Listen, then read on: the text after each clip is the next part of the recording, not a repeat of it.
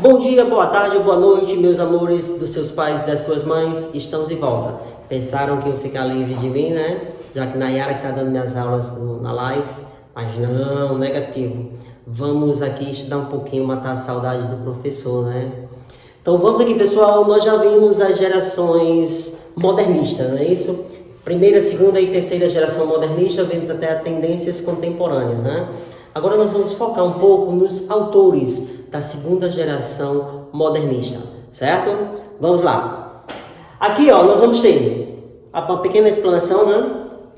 A produção literária da segunda fase do movimento modernista no Brasil, que foi de 1930 a 1945, também conhecida como a geração de 30, né? É encabeçada na poesia por Murilo Mendes, Jorge de Limas, Carlos Drummond de Andrade, Cecília Meirelles e Vinícius de Moraes. Isso na poesia.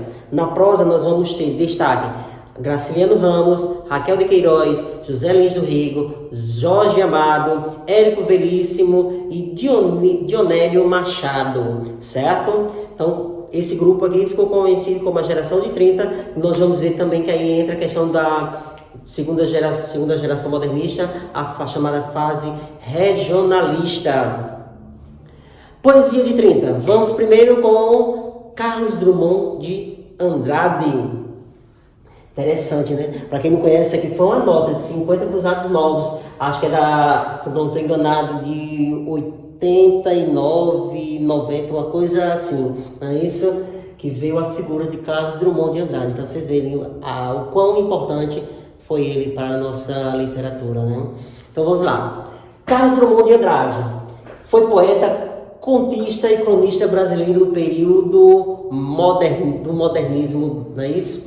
Considerado um dos maiores escritores do Brasil, Drummond fez parte da segunda geração modernista. Foi precursor da chamada Poesia de 30, com a publicação da obra Alguma Poesia, né? Dentre os anos de 88 e 90, a imagem de Drummond esteve representada nas notas de 50 cruzados. Eu falei 89 e 90, né? Errei por um ano, mas tudo bem. Aqui a nota, para vocês... Alguns da minha época, não somos tão velhos assim, né? Matar a saudade para lembrar, porque eu não lembrava que era cruzados novos. Mas, vamos lá. Um de seus poemas mais conhecidos é No Meio do Caminho.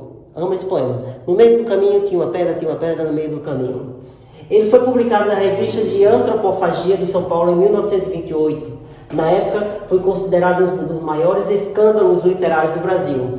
No caso, a Antropofagia foi da primeira geração modernista, né? Que envolve aqui os movimentos, a Semana de Arte Moderna de 1922. Aqui um pouco do poema. Ó. No meio do caminho tinha uma pedra no meio do caminho. Tinha uma pedra no meio do caminho, tinha uma pedra. Eu apenas continuei, que era um poema longo, mas se tiverem interesse, tem uma olhadinha lá no Papai Google, que é bem interessante.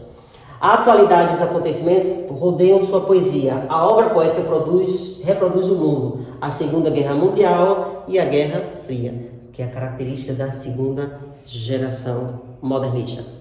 Principais obras, né? Drummond escreveu poesia, prosa, literatura infantil e realizou diversas traduções. Né? Possui uma vasta obra que muitas vezes é marcada por elementos de sua terra natal, né? Como é o caso da poesia Confidência de Itabirano.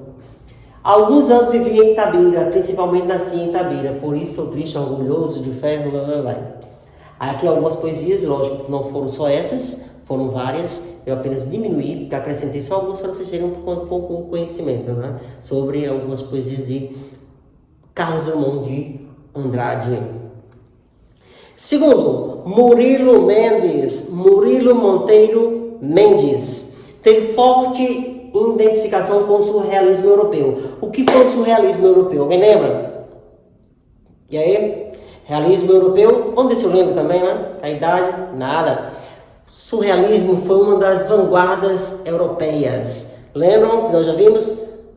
Futurismo, expressionismo, dadaísmo, cubismo e surrealismo. Os ismos, vanguarda, aquilo que está à frente. Então, o Murilo Mendes ele teve uma forte identificação com o surreal, né? Uma vanguarda.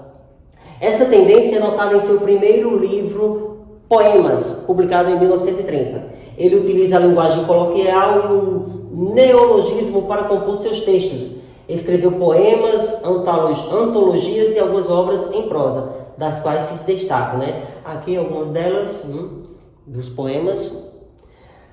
Ele sempre buscava, né, a linguagem simples, neologismo, lembra o que é, né? A criação de novas palavras ou dando um novo significado às palavras já existentes. Então essa aí é a poesia de Murilo Mendes. Canção do Exílio. Quem não lembra Canção do Exílio de Gonçalves Dias? Poeta romântico, primeira geração romântica, indianista ou nacionalista. Lembram? Beleza.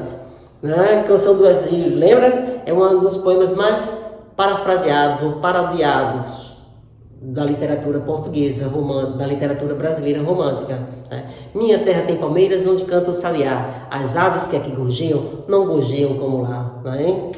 Então, ó, Murilo Mendes fez uma adaptação. Minha terra tem macieiras da Califórnia, onde cantam gaturamas de Veneza.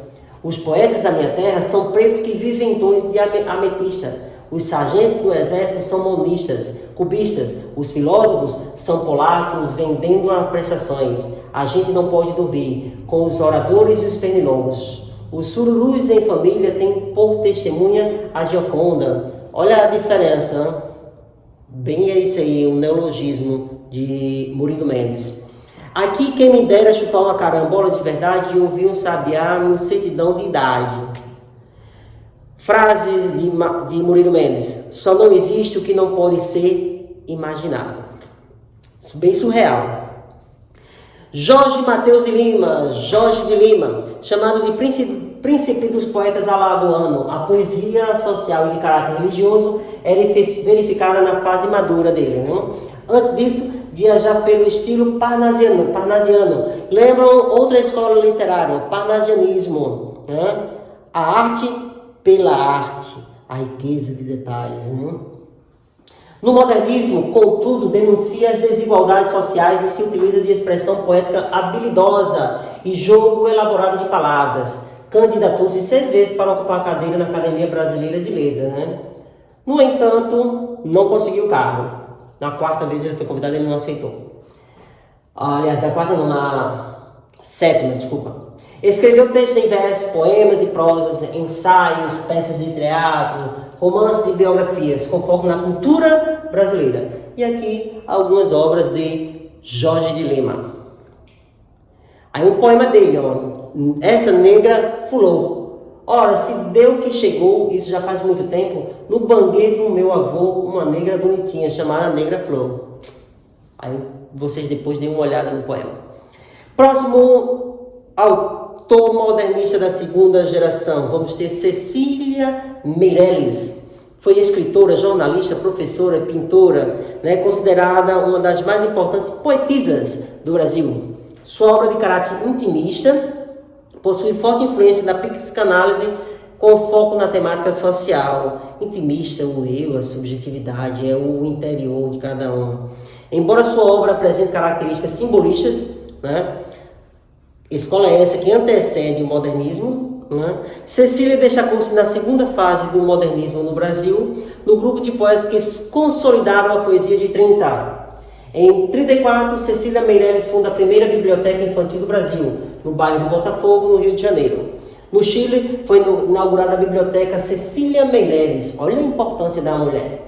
Em 64, na província de Valparaíso. É bonitinha Valparaíso. Que é isso, não, é bonito, pessoal. Recomendo, o Chile é bonito. Em 53, Cecília Meirelles foi agraciada com o título de Doutora Honoris Causa pela Universidade de Delhi, na Índia. Olha aí a importância da mulher, pessoal, de Cecília Meirelles. Por isso também, né? Ser considerada uma das mais importantes poetisas do Brasil, do mundo, quiçá do mundo. Obras. Com uma obra intimista e densamente feminina, né? Cecília Meirelles foi uma escritora muito prolífica. Escreveu muitas poesias, incluso poesias infantis, e aqui é uma delas, né? Algumas poesias só. Aprendi com as primaveras a deixar-me cortar e a voltar sempre inteira. Olha aí.